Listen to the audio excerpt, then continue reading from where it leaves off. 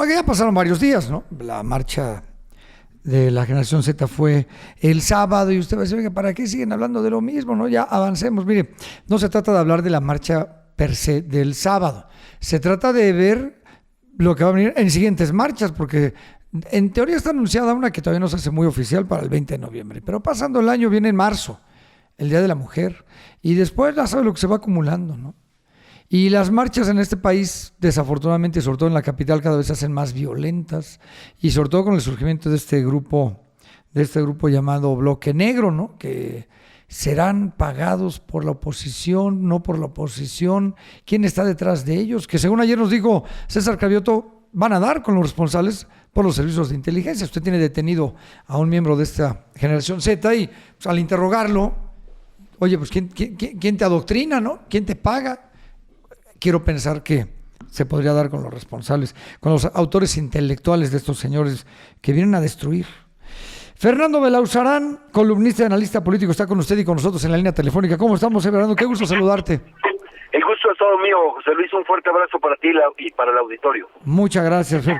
Desde tu perspectiva, desde tu análisis, ¿quién está detrás de estos grupos violentos que llegan, pues también a romper un poco con el buen ánimo de una manifestación, como puede ser cualquiera de las que hay en la ciudad o en cualquier ciudad, pero que terminan pues haciendo lo que vimos todos el sábado, golpeando policías, rompiendo establecimientos cuando no están tapiados, etcétera, etcétera?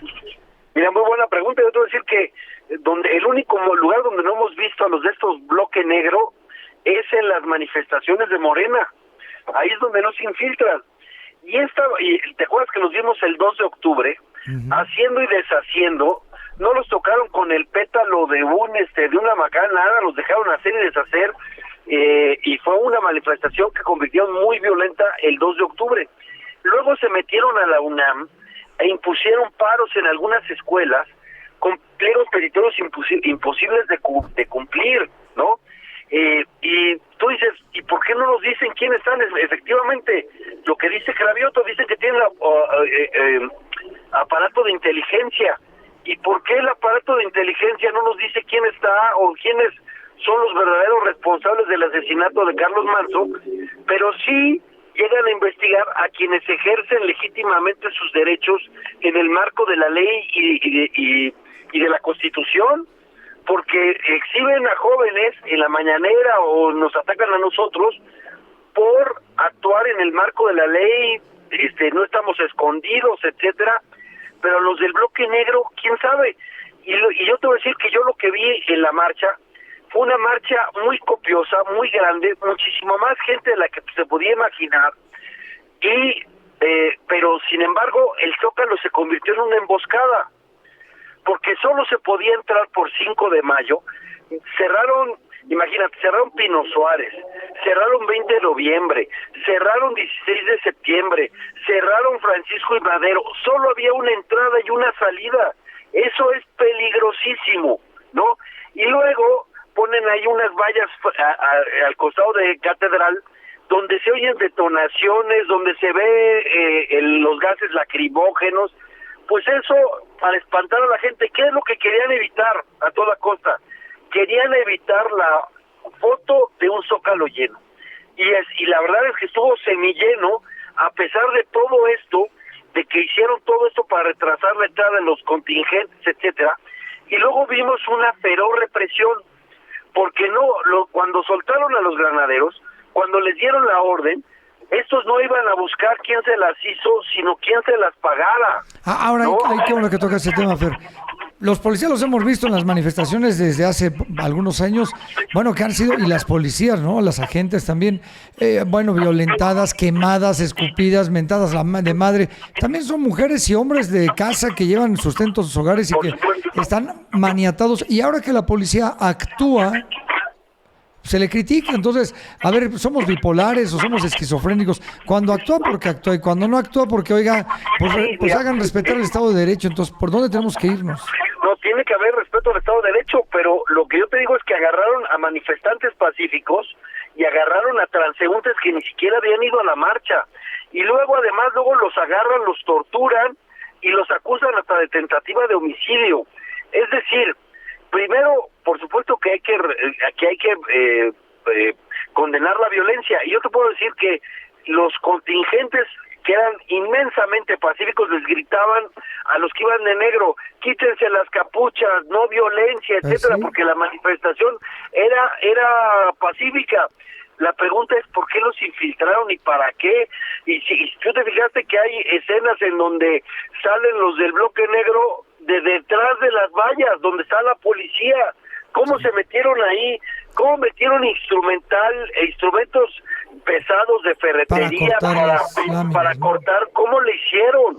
¿No? Oye, Fernando, ahora, cuando vemos imágenes de... Ahorita mencionabas... Perdóname, sí, ahora decías tú, agarraron parejo, ¿no?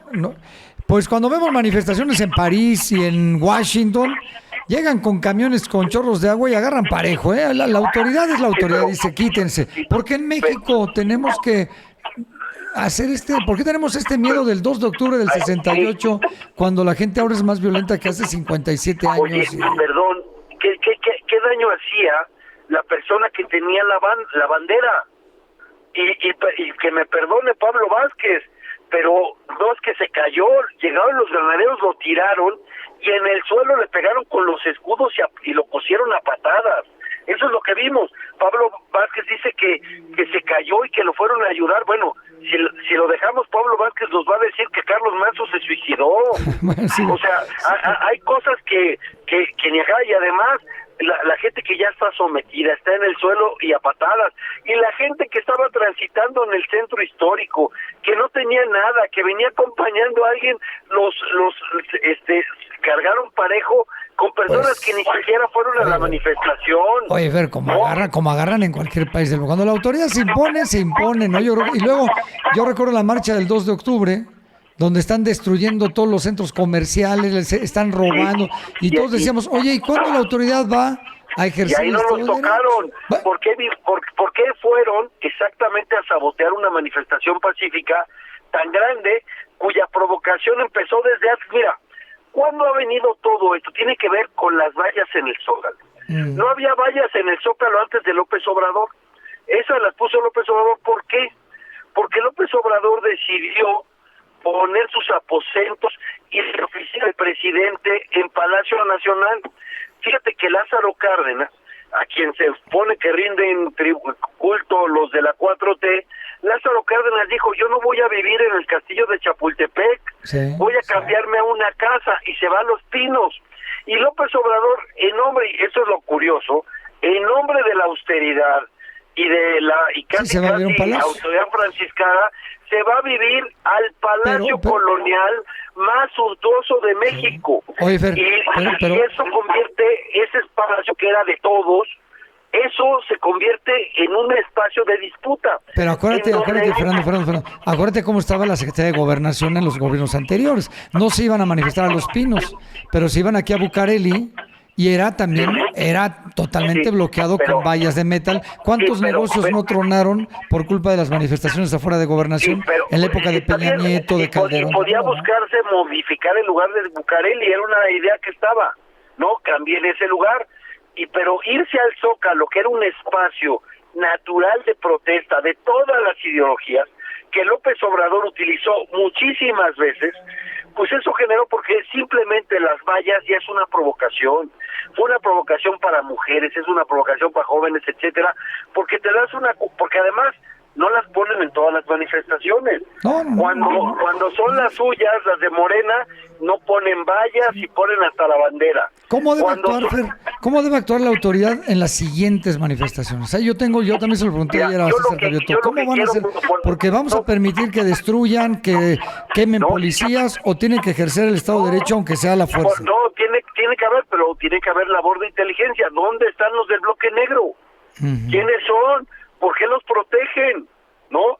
¿Por qué los protegen? ¿Por qué actúan con esa impunidad? ¿Cómo le hicieron? Insisto, tú ves las escenas en donde están saliendo gente del bloque negro desde dentro. Y es que yo creo que hubo toda una provocación montada desde días anteriores, desde que descalificaron la marcha, desde que hicieron todo esto policíaco. ¿Por qué? Porque, insisto, no querían un Zócalo lleno. Y te acordarás tú, la otra vez, la última marcha de la Marea Rosa, nos pusieron un plantón de la CENTE, Ahí, porque querían sabotear la reunión, es decir, todos los que son opositores quieren decirte, el Zócalo no es tuyo, el Zócalo no es para ustedes. ¿Qué es lo que yo propongo, entre otras cosas?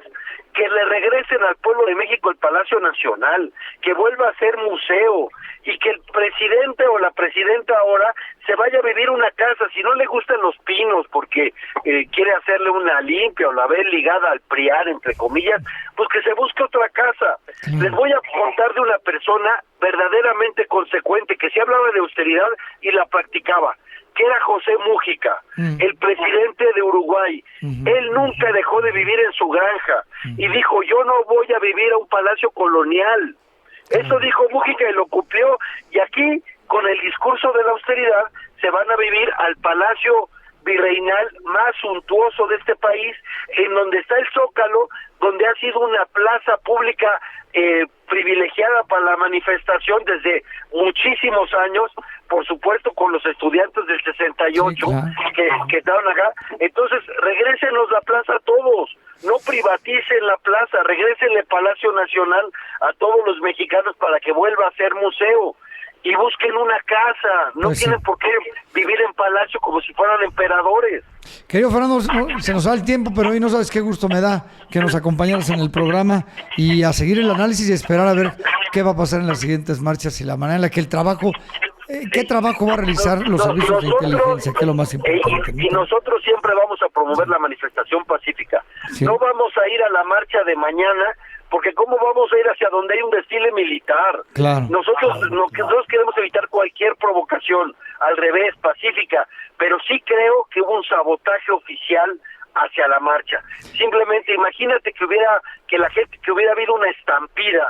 No, cuando bueno, solo no una entrada, cuando solo hay una entrada y una salida, fueron profundamente irresponsables por querer sabotear una marcha y que no hubiera una foto del Zócalo lleno, que yo estoy seguro que si no hubieran cerrado las entradas, se hubiera llenado el Zócalo, sí, pero con mucho.